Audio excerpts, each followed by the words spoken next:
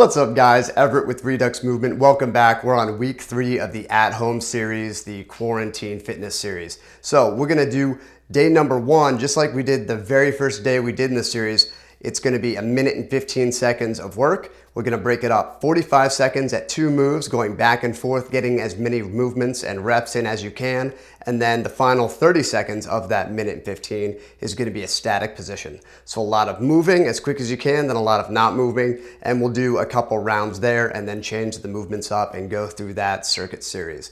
Day number 2 is gonna be a massive AMRAP chipper. So AMRAP as many rounds as possible. The time frame to get those rounds in is going to be 25 minutes. And then the chipper will be a bunch of movements or static positions. There's going to be a lot of reps or a pretty long time frame for the static positions.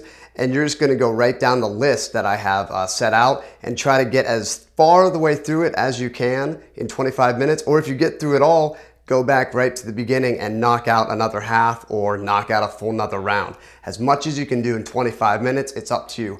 Break up the reps or the static positions as you need to and rest. When you feel like it, regress some of the movements as you get tired. Say we have like full push-ups in there, it gets too tough, go to on your knee push-ups after, rep number 10 or 20, something like that. So do as much as you can, keep it tight, keep it safe, and let's hop into day number 1. First move of day 1 is actually 2 moves combined. It's a hollow body to a skydiver. If you don't know what either of those moves are, we're gonna combine them into one movement. I'll show you what it looks like coming up. They're subtle, but very, very difficult. After that, we have 6 push-ups, and then our static position is a deep squat hold 30 seconds. Some of you might be a little bored with this. In that case, you can use a weight. Others, mobility might be holding you back here, so it could be challenging with just body weight. So once again, it's 1 minute and 15 seconds total, 45 of 2 movements, 30 seconds of a static position, 30 seconds rest, and then 5 rounds total. So let's hop into the first move. Hollow body to skydiver. So a hollow body is when you crunch down your abs so tightly that it lifts your arms, your shoulders, and your legs off the ground. So you're not just lifting your arms and your legs, you're contracting your abs and it curves the low back to the ground. After this, we're actually going to roll into the opposite position, a skydiver, so extension of the spine where the arms and the legs are lifting off the ground. So rolling from a hollow body to a skydiver could be 1 rep, or rolling from a hollow body to a skydiver and then back over could be 1 rep. So it's up to you. This is pretty tricky, especially if you have wider shoulders or wider hips. You really have to contract to get that roll going on. Otherwise, your hips or your shoulders are gonna stop you from moving from side to side. Then we have 6 normal push-ups. As you get more and more tired, you might have to maybe chop a rep or 2 off or just drop to your knees and do scaled push-ups. And then a deep squat hold. Again, some of you, mobility might be challenging in this position to keep your heels on the ground, keep that low back flat, the chest up. Others, this might be pretty easy body weight, so add a weight if you got it. Find something, be creative, or if you have kettlebells or dumbbells, that's an easy option as well. Circuit 2, same format, back and forth between 2 moves for 45 seconds, then a 30-second static position, 5 rounds total. We have 8 plank walkovers, 10 lunge pulses per side, and then a 30-second frozen scissor. You could break that up and do 15 seconds per side or 30 seconds per side and switch every other round. Plank walkover. So obviously we'll be in a plank here and we're just gonna walk over an object. So if you go from one side to the other, that could be 1 rep, and then back over to the side you started on would be the 2nd rep, or there and back could be 1 rep. So the higher the feet, the taller the object, it's going to be more difficult. So maintain a good plank. It's gonna start to transition to being more of a plank to a handstand if those feet are too tall. So just watch out for that. Lunge pulses. So we're gonna assume a lunge position and then just drop that back knee, and you'll knock out all 10 reps on one side and then switch legs, 10 more reps on the second side. So make sure you get a good full extension. Watch how far you lunge out based on mainly that rear leg, hip and quad flexibility. Frozen scissors. So this is gonna look a little bit like the hollow body position. Our ribs are crunched down really hard with the abs.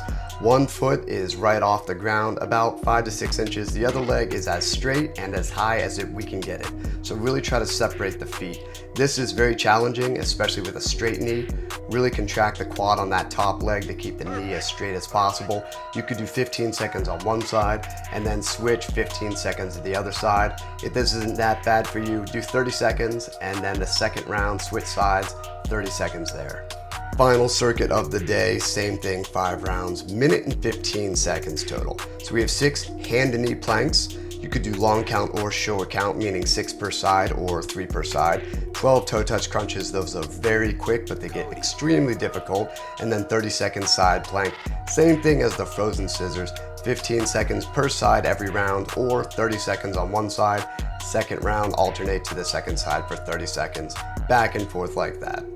Hand to knee plank, assume a good plank position, a little bit wider stance for stability, and you'll just touch, say, your right hand to your left knee, fully extend the leg and the arm while maintaining a good plank. You'll go back and forth. So like I said a couple seconds ago, 3 per side or 6 per side, it's up to you. Go slow and steady here. Maintain really good pressure evenly in the palm.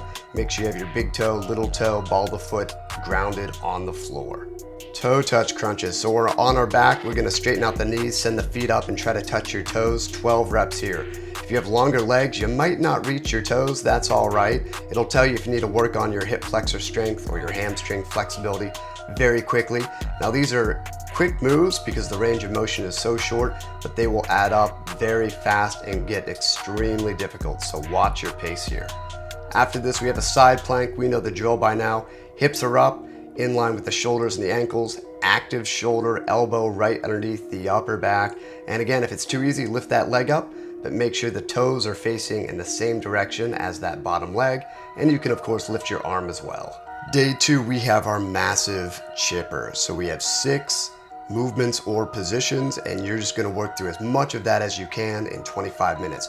Rest when you need to, take little breaks and chop up reps. Regress movements to the easier versions when you start to get too tired or your form breaks down. You might get almost through 1 round, or you might be able to go through 3 to 4 rounds of this in 25 minutes, depending on how fit you are. Make it tough, make it challenging, but keep it tight. Movement number 1, bodyweight squats. We have 100 of these, so we went through this in a previous week. Our feet are about shoulder width apart. Slightly rotate your toes so they're outside the body. Open up your hips, open up the knees as you drop the hips down to knee level. Keep the torso upright and make sure you fully extend the hip at the top. Good full range of motion. Again, get a strategy down. 20, rest, 20, rest, then drop reps as you need to. Burpees, so we should know the standards. These aren't strict push-ups. Get on the ground safely, get off the ground, little hop, hands above the head. So if doing 10 burpees is really challenging for you, don't do 10 because then you're gonna be gassed and you'll start to have to do single reps after that. So if you can do 10, do 5 at first, take a rest, do another 5, do another rest.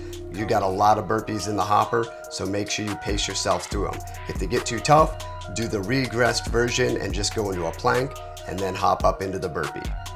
Wall sit, we've got a 90-degree bend in the hips and the knees. Knees are in the same direction as the toes. Really make sure the back is flat on the wall. When you need a rest, take a little break, stop your timer, rest, get back into it. It's 2 minutes total. On the planks, we have 3 minutes total. So again, when you start to break down, lose the form, or you just can't hold it any longer, take a rest, stop the timer, start it back up when you're in the plank again. It's 3 minutes total per round. Sit-ups. These are not crunches. We're going chest to knees, hands on the chest. As you get tired, or maybe these are just tough to begin with, use your arms, do a little kip for momentum, little assistance.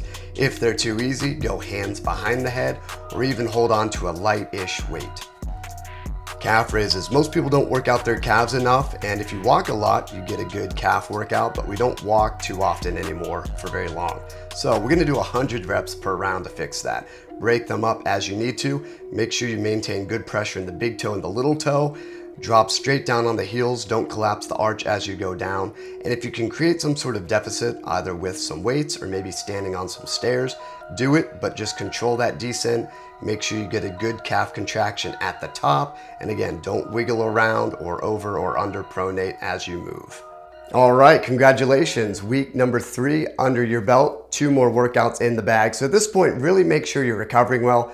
sleeping well, eating right, and doing some mobility training to take care of any problem issues in your body. I've got a number of videos on stretches and mobility training, and mobility training gets a little tricky, so I lay out some of the theory in some of the other videos. It goes beyond just flexibility. In fact, I've got a full e-course, 16 videos long, about just training your hip mobility, so check it out. I'll leave the link in the description. But until then, look forward to seeing you in week number 4, and have a great one.